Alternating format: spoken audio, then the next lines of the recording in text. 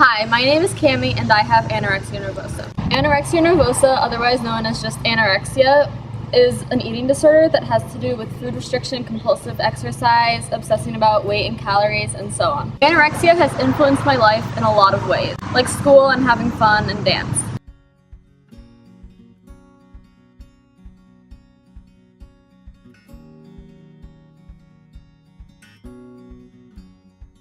I had to quit dance because I wasn't allowed to exercise for a couple of months until I gained the weight back. A common misconception about people that have anorexia is that they chose to have this disorder and that they're vain and only care about how they look.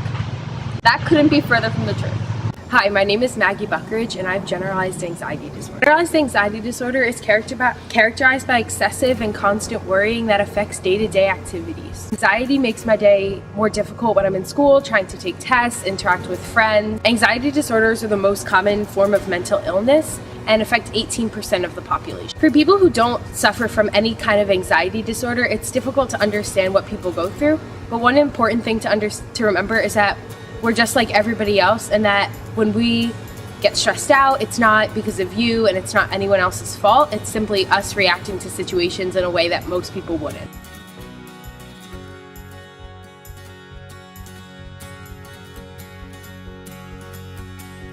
Disabilities have been around since people have been around.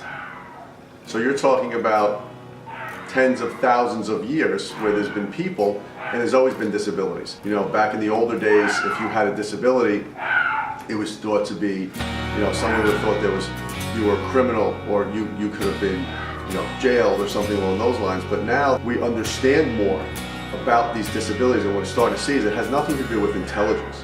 It has to do with the way people learn and the way people think. Cerebral palsy is a disability that makes my muscles tighten up, which makes walking more difficult for me. So walking has always been something that people notice I do differently from other people.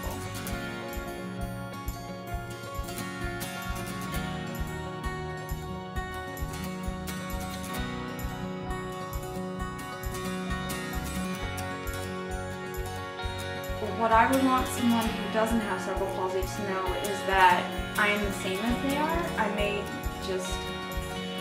may have cerebral palsy, and I may walk differently, but I am still the same in terms of how I communicate with them.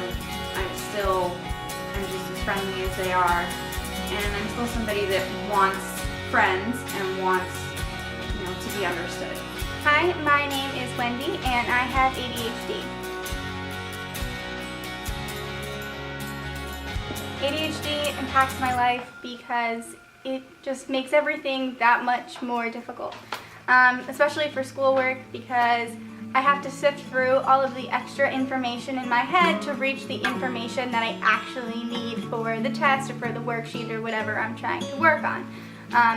So I kind of combat this, have an IEP, so I get extra time on a lot of my assignments, and I just have to make sure that I'm in an environment that I can focus a lot better and not have so many distractions around me. It also impacts my regular life because a lot of people have friends with ADHD, get distracted very easily. I think a common misconception is that people with ADHD are always talking and they're like, oh hey, there's a bird over there. I'm not so much distracted by random flying objects as I am just by my own thoughts in my head. And a lot of times I need to be doing two things at once to just give that extra brain ramblingness something to focus on. So I'm probably always shaking my leg or playing with one of my bracelets, or even just listening to music and doing homework can help settle me down a little bit. Yeah.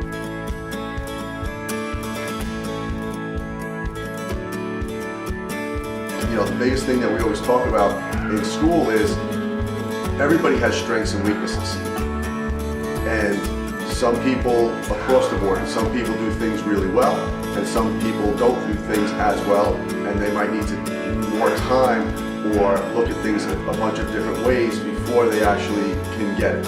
So whenever you're in the classroom, the idea of being inclusive really works around playing to the strengths of the student. You know, having a disability is something that is, from a learning standpoint, can be very, very frustrating.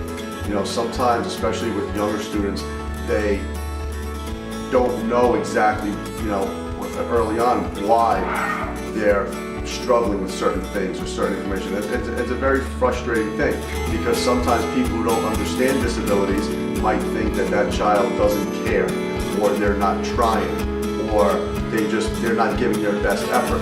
And sometimes for a young child, when they hear that, it becomes super frustrating, because they're like, no, I am trying, I'm just not getting it. And the reason why I got into teaching special education is because I was one of those kids.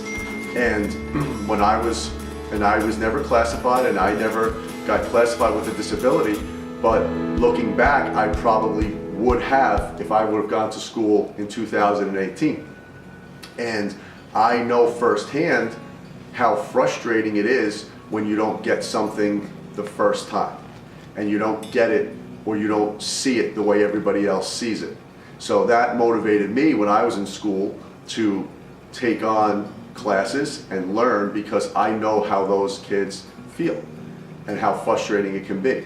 And when you study these things and you start to learn, you work with different kids, you know, disabilities are fascinating because they run such a wide range. And when you can start to figure out how to help kids work through some of their things, and maybe, you know, very simply put, let them see things through another lens, let them see things a different way, let them take a different approach to getting to the same path. You know, when you look at a map and you have a goal and you're going to a place, there's a lot of different roads to get there. And if everybody else was driving on the same road and you couldn't follow that road, it would be very frustrating. You look at everybody else, well, they're all taking that road, and even sometimes the teacher would look at them and say, well, why can't you get on this road and go like everybody else? But sometimes that student just can't. And it is very refreshing and relieved.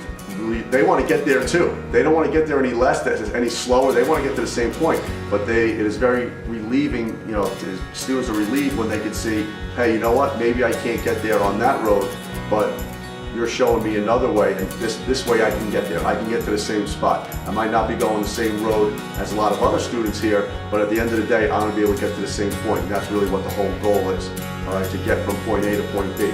So just because you might not get there the way some other kids are getting there, doesn't mean you can't get there just the same. I have anorexia nervosa, but I'm just like you. I have anxiety, but I'm just like you. I have cerebral palsy, but I am just like you. I have ADHD, but I'm just like you.